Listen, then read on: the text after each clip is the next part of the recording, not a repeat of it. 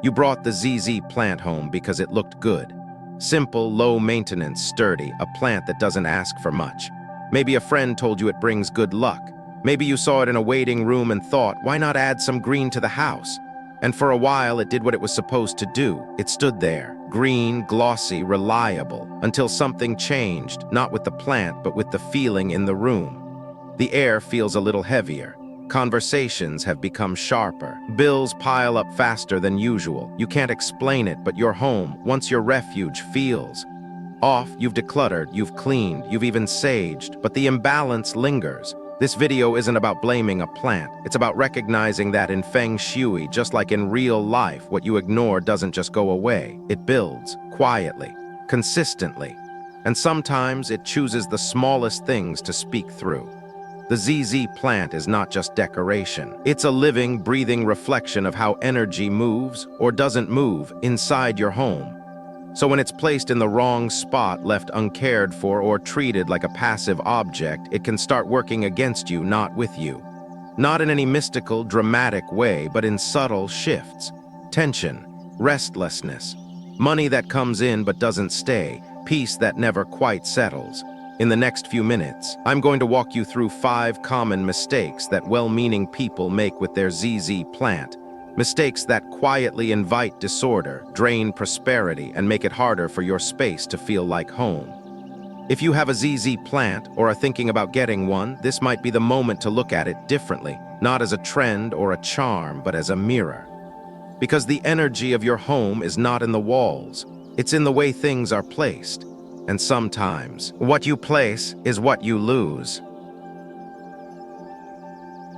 Part 1: Why the ZZ plant was once called a money magnet. Some plants you bring home for beauty, others for air quality, but the ZZ plant, people brought it home for something different: quiet hope. Not just for what it looked like, but what it stood for: strength, growth, prosperity. It became known in hushed circles and whispered tips as the money magnet.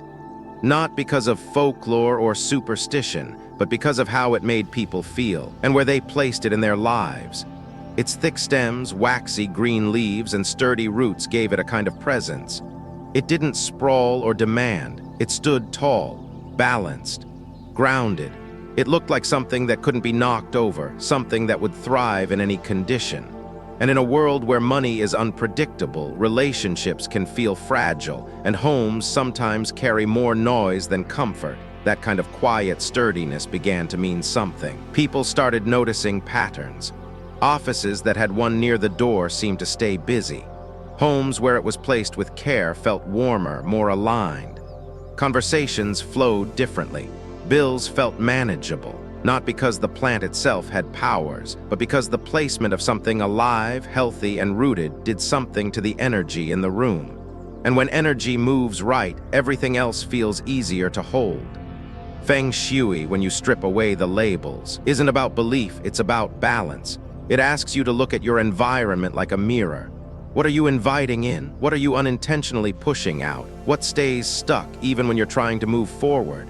In that light, the ZZ plant became less of a trend and more of a signal, a way to tell whether energy was flowing or trapped. Because it doesn't just sit in the corner looking pretty. It responds to where it's placed, to how it's treated, to the kind of energy you bring home with you after a long day. If your life is chaotic, your home won't hide it. And your ZZ plant, well, it won't hide it either. Its leaves start to yellow. It leans toward the door. It droops without reason. It reflects what's happening beneath the surface, long before you say it out loud. That's why it was placed near entryways, not just as decoration, but as a kind of filter, a gatekeeper, a way to say, this is what I'm allowing into my space. That's why it was kept in workspaces, not just for style, but because its strong wood energy represented growth, movement, new beginnings. It stood for the kind of wealth that starts slow but lasts. Not flash, not chance, but stability, longevity, and when placed well, somewhere with gentle light, with airflow, in a room that holds attention rather than distraction, it thrives. Not only physically, but energetically, it becomes a center of gravity. You don't always notice it, but something about the room starts to shift. It's easier to breathe, easier to think, easier to stay. But here's the catch. It only works if it's treated like something alive, like something in conversation with the space around it. Because when it's placed in the wrong spot, or worse, forgotten, the energy that once flowed through it starts to stagnate. It stops filtering, stops grounding. It becomes heavy, stuck, and slowly so does everything else. This is where many people lose connection. They assume it's just decor, just another plant to water. But in homes where energy is subtle, where peace isn't loud but must be cultivated, the placement of something so energetically responsive matters a lot. One small shift in placement, one sign of neglect, and the balance begins to fray. You might not feel it right away, but over time you notice you're sleeping less soundly. Your thoughts are more scattered. The tension in the room sits longer than usual. Conversations feel strained.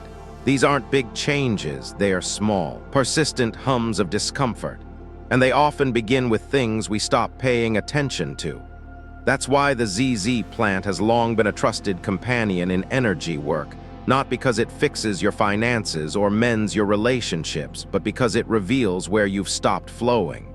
It tells the truth quietly. It asks you to notice.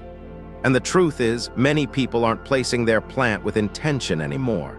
They're filling empty corners, following trends, looking for quick fixes. But the ZZ plant doesn't respond to shortcuts. It responds to presence, to care, to quiet observation. The more you treat it like an active participant in your space, the more it supports you. So if yours has been sitting in the same dusty corner next to the heater under a vent near the clutter, this might be the moment to pause, look again. Is it thriving, or is it just surviving? Because the original reason people called it a money magnet wasn't magic.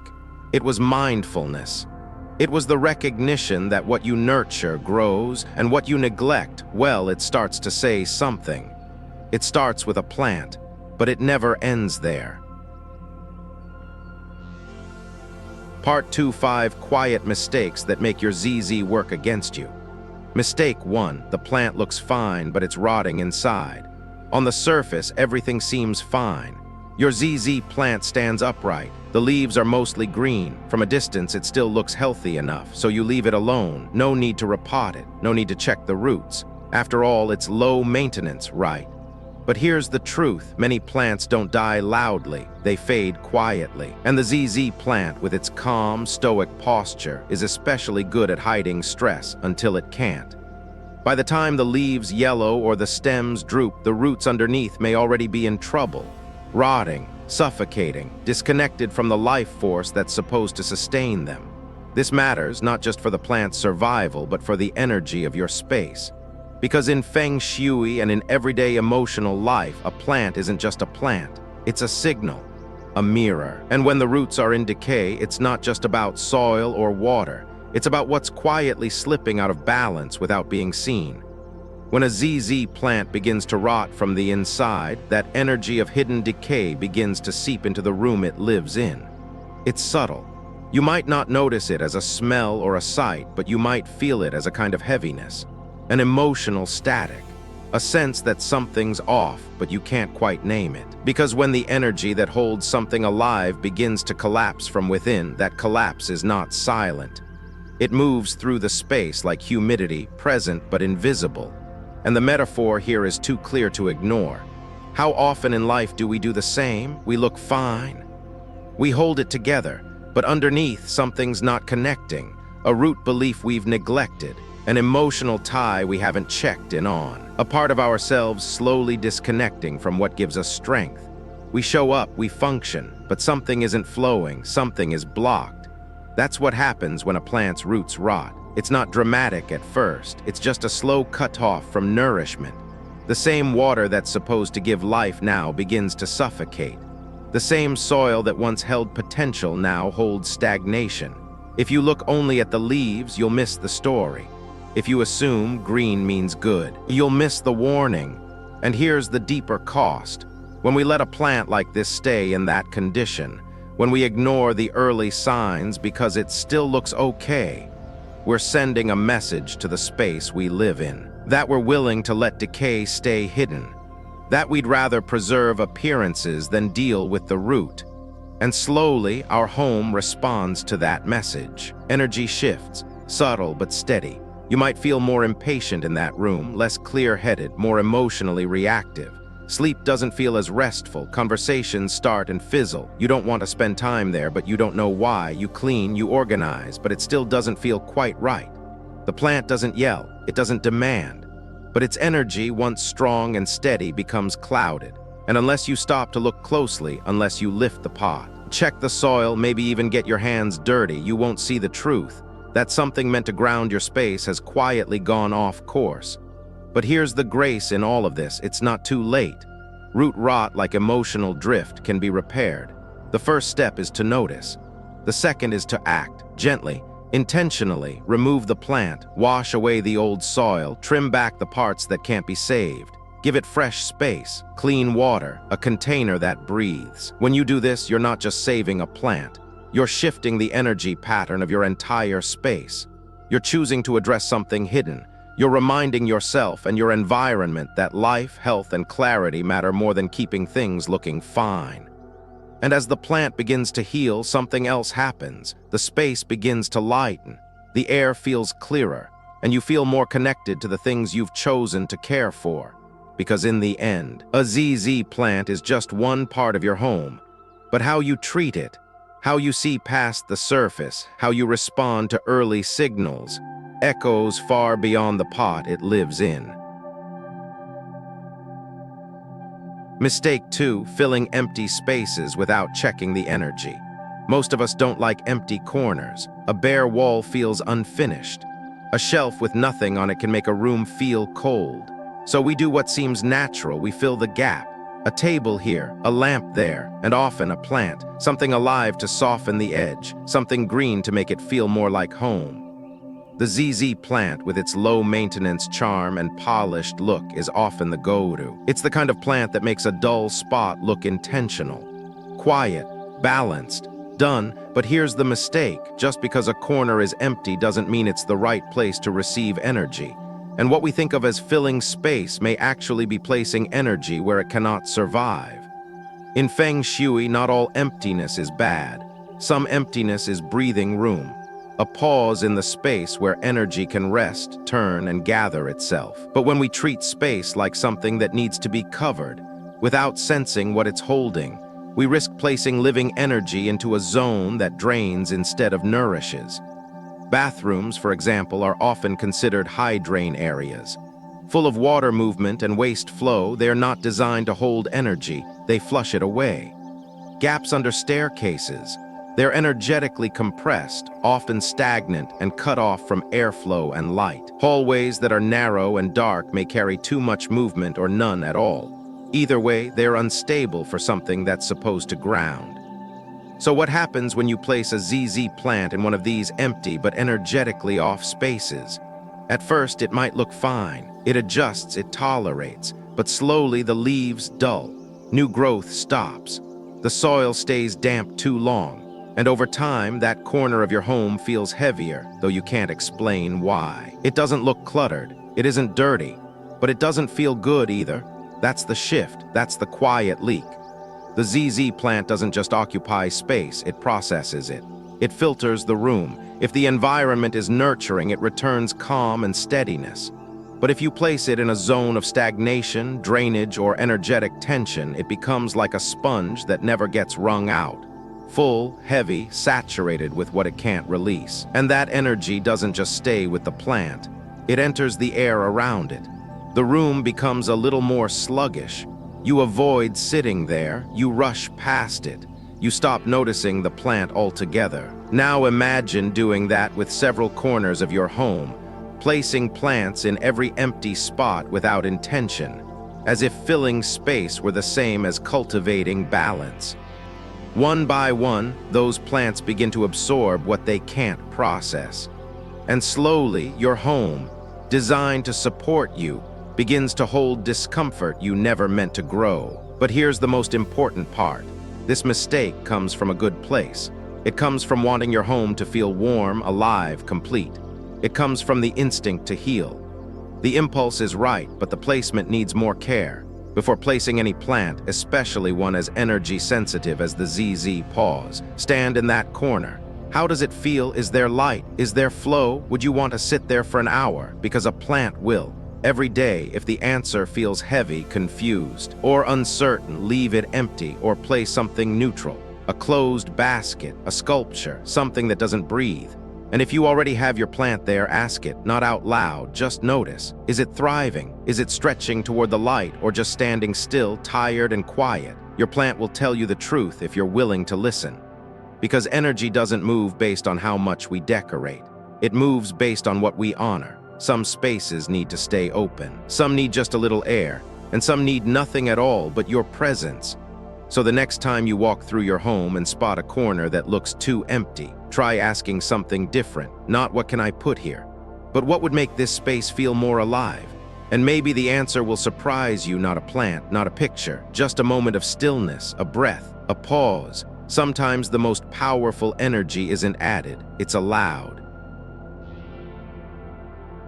Mistake 3, right by the door, facing outward. It seems like the perfect spot. The front door is the main energy entrance of your home, so placing a ZZ plant right there, bold, symmetrical, green, feels intuitive. Welcoming, intentional, like a silent invitation for good fortune to walk in and stay. But here's the quiet problem in Feng Shui and in the emotional logic of space. Entrances aren't just about what you let in, they're also about what you unknowingly let go. When you place your ZZ plant directly by the front door, especially with its leaves or stems facing outward, you're not just decorating. You may be directing, and the direction matters, because this simple act, this casual angle, can shift the energy of the entire home without you realizing it. Imagine wealth energy as a guest, a thoughtful, calm, generous guest who arrives quietly and looks for where to settle. But the plant, the doorman of your home, is turned the other way, outward, toward the street. No anchor, no welcome inward, just an open path right back out. The energy arrives and walks away. The result, a home that looks full but feels like nothing stays. Money that comes in but doesn't stay long. Peace that touches the edges but never fully settles. You're doing the work, you're showing up. But something keeps slipping through your hands and you don't know why. This placement doesn't create chaos, it creates drift. That's what makes it so hard to notice. You won't feel anything break. You'll just feel that things aren't holding, and over time, this slow leak becomes a low-grade exhaustion. You tidy, you plan, you try harder, but the room never feels truly full, not of clutter, but of calm. The mistake here isn't aesthetic, it's directional. The ZZ plant, when positioned correctly, acts like a soft lid over the home's energy pot. It holds in warmth. It slows the escape.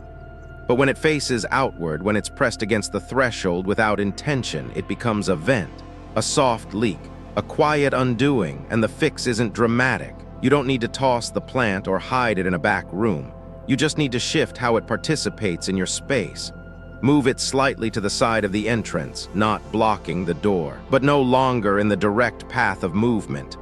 Rotate the leaves inward so the plant gently faces the center of the home. Angle it with care. As if to say, come in, stay here, settle. You can also place a grounding item nearby. A neutral rug, a ceramic pot with some weight, or a piece of soft fabric to act as a stabilizer. Something that says, energy belongs here. It's not being rushed in and pulled back out. Because that's what energy does when it isn't anchored. It races, it ricochets, it touches down, then bounces away.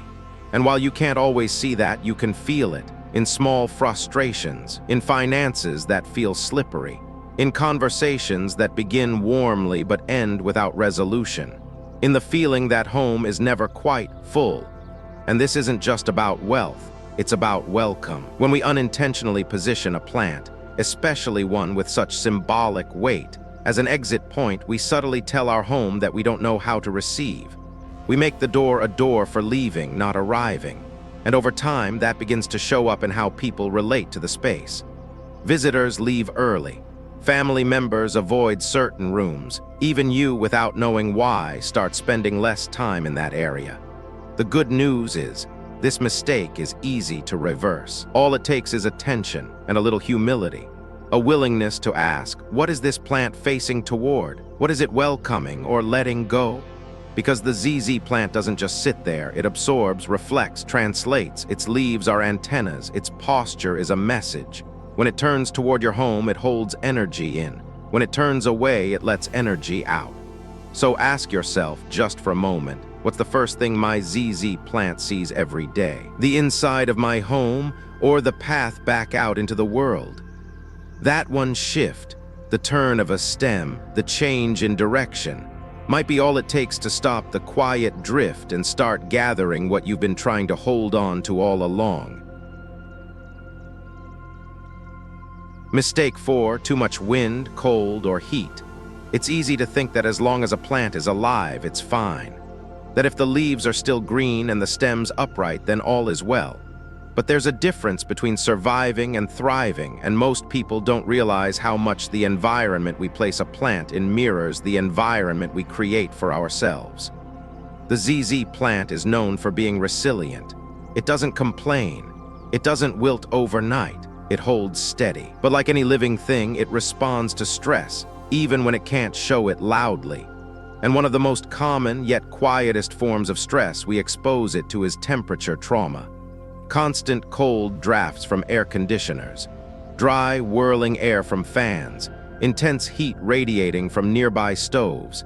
These things may not kill the plant, but they push it into a state of quiet defense, a kind of slow, chronic energy drain. Think of how you feel when you sit in a room with the AC blasting directly on you, or when you try to rest next to a space heater that's too close, or when you cook in a kitchen that never seems to cool down.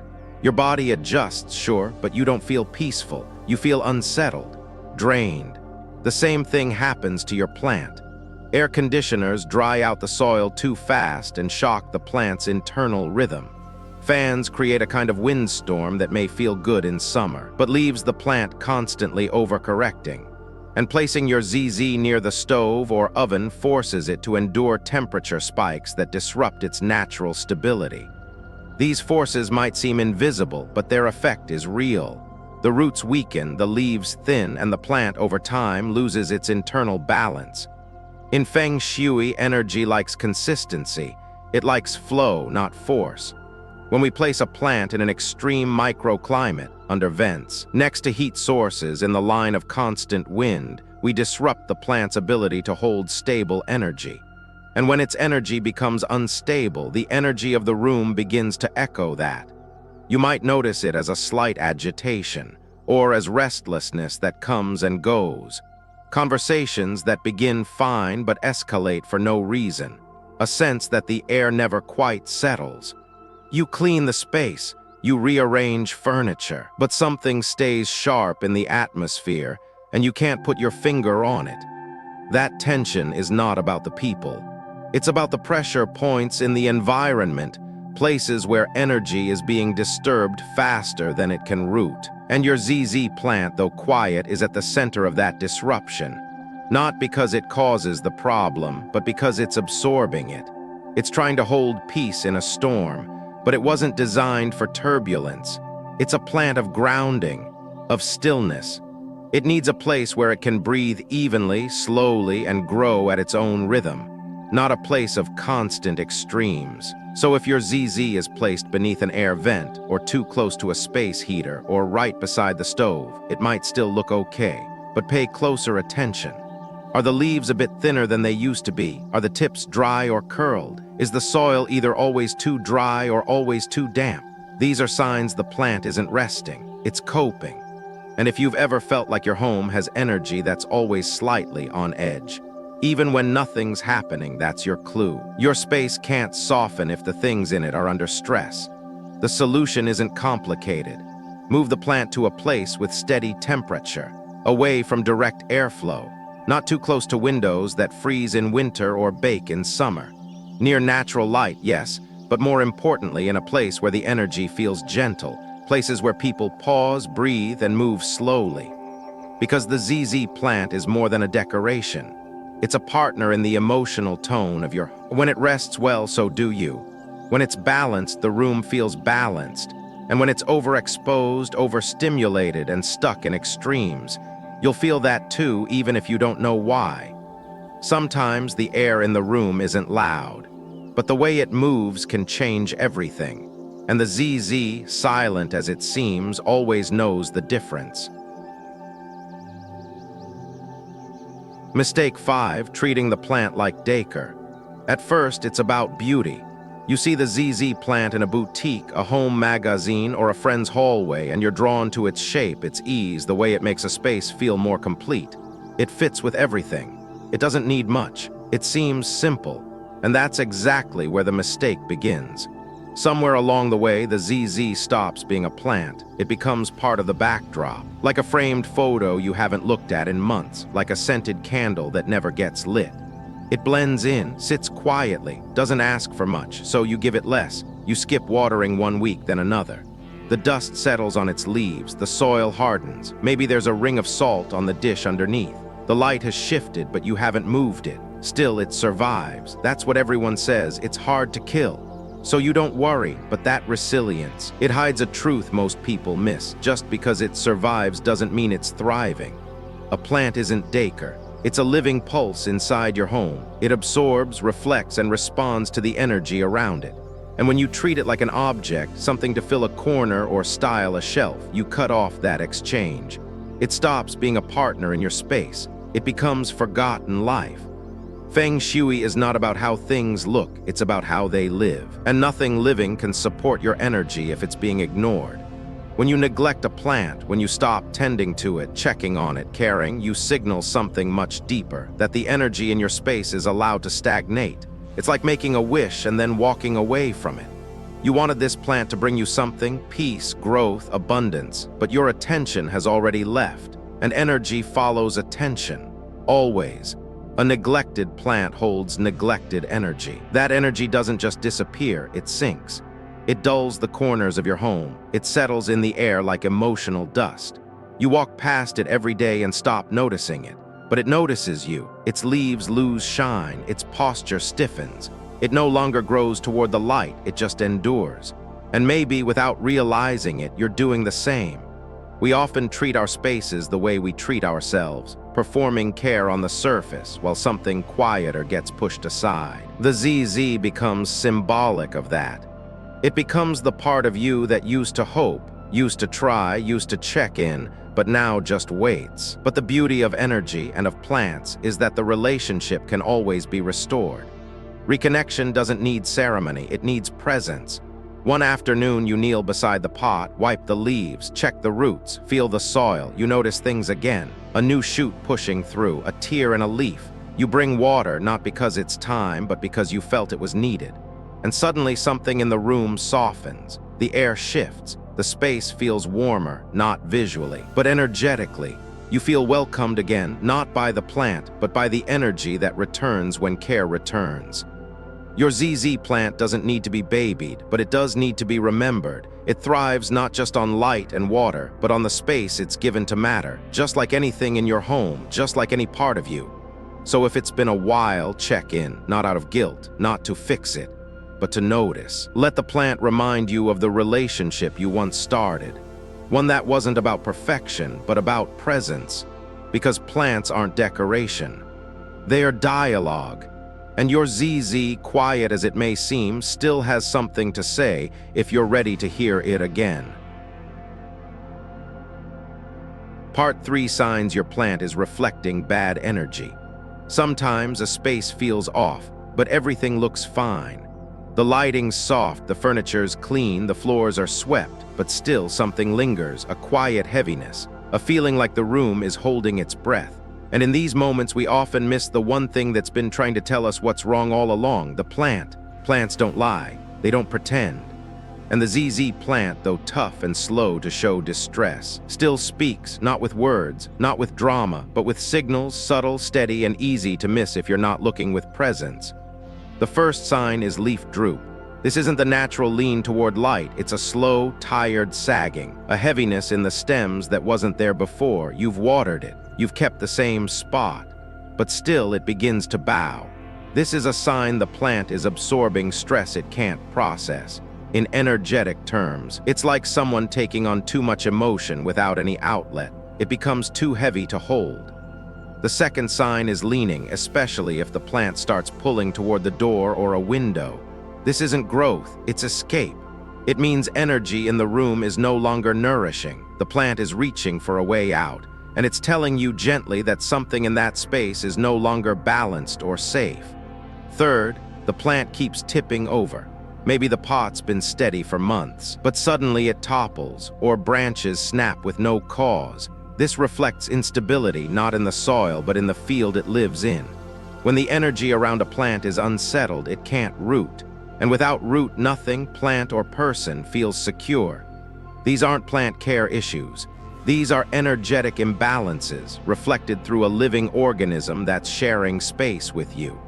When your ZZ plant shows distress without physical cause, it's often because it's mirroring what's already happening emotionally or energetically inside the home. It might start around the time you're facing a family rift, or during a period of high anxiety, or right after an unexpected loss, even if no one speaks about it. The ZZ plant begins to take that in, not because it chooses to, but because that's what living things do when they share energy. They hold, they reflect, and sometimes they carry what we don't know how to release. And while that sounds poetic, the consequence is very real. The plant becomes dull, the air becomes tight, the room becomes a place you don't want to linger in. You might avoid it without realizing why. It becomes the room you pass through, not rest in. These are the signs your plant is giving you. And they aren't a call to panic, they are an invitation to notice. Not just to water more or move the pot, but to look around the room. What's shifted? What's unresolved? What emotion has been sitting quietly in the corners? Because Feng Shui at its core isn't about aesthetics, it's about awareness. And plants are some of the clearest messengers in the room. They carry the weight of what we won't name. And when they start to bend under it, they're not just breaking, they're asking you to look closer. The solution isn't complex, it starts with presence. Sit near your plant. Breathe near it, dust its leaves, water it gently, but more than anything, feel the space around it. Let yourself notice how it feels, not just how it looks. What's the sensation you get in that part of the home? Is it calm, tight, distant? Your body already knows, the plant's just confirming it. A thriving plant is not a guarantee of perfect energy, but a suffering plant, when nothing is obviously wrong, almost always points to something deeper. Don't ignore it, don't brush it off. That drooping leaf, that leaning stem, that pot you keep picking up off the floor, that's the house speaking through the only thing that never stopped listening. Sometimes the first sign of stuck energy isn't you. It's the quietest thing in the room showing you what needs to move. Part 4 Real Story. A bedroom full of ZZ plants and sleepless nights. She bought 5 of them. 5 perfectly shaped ZZ plants placed carefully around her bedroom, on the windowsill, the nightstand, even one at the foot of the bed. "I want to sleep surrounded by money," she said with a smile. "Maybe I'll dream of winning the lottery." And for a few nights it felt whimsical, a little luxurious. She admired how the leaves caught the soft lamplight, how green softened the edges of the room. But soon after, things began to shift. Sleep no longer came easily. Nights grew long. She'd lie awake, restless, heart racing with no clear reason. Her mind felt cloudy during the day. She snapped at small things. Her body was tired, but her spirit wouldn't rest. Medical tests came back normal. Her schedule hadn't changed, but something inside the room had. The plants, still silent, had begun to take up more than space. They had started to change the energy. In Feng Shui, the bedroom is sacred. It's one of the few spaces where we fully release mentally, physically, energetically. It's meant to be quiet, soft, gently yin. It's where we retreat to restore, to soften the day's sharpness. But the ZZ plant carries strong yang energy, vibrant, active, even subtly commanding. It's meant for places where energy moves outward, entryways, living rooms, office corners, not the space where energy is meant to nest. What she thought would bring abundance had instead brought imbalance. This isn't a rare story. Many people bring plants into their bedrooms, thinking life will feel fresher, more nurturing. But not all energy is equal, and not all rooms are meant to hold the same kind. Too much yang energy in a yin space is like leaving the lights on in your head while trying to sleep. The body can't settle. The nervous system never fully drops into calm. The energy of the room spins gently but constantly, just enough to keep the mind alert, the emotions raw, and the rest incomplete. And the consequences aren't always loud. They build like static. Irritability, shorter fuses, fatigue that sleep doesn't fix, distance in relationships, a growing disconnection from yourself masked as busyness or anxiety. All of it slowly brewing in the very room meant to hold your rest. She removed the plants after a quiet conversation with a friend who understood energy flow. Moved them to the living room, cleaned the bedroom, washed the curtains, lit a candle and sat on the edge of the bed, not to sleep, but just to be there again. That night she slept, not a miracle sleep, not 10 hours of bliss, but real rest, a soft exhale, a quiet release. And when she woke up, she didn't feel perfect, but she felt home again. Because when we treat plants like decoration, we forget they're participating in the energy we live inside. And when we place them without thought, especially in spaces meant for deep restoration, we accidentally rewrite the purpose of the room. The ZZ plant wasn't the problem.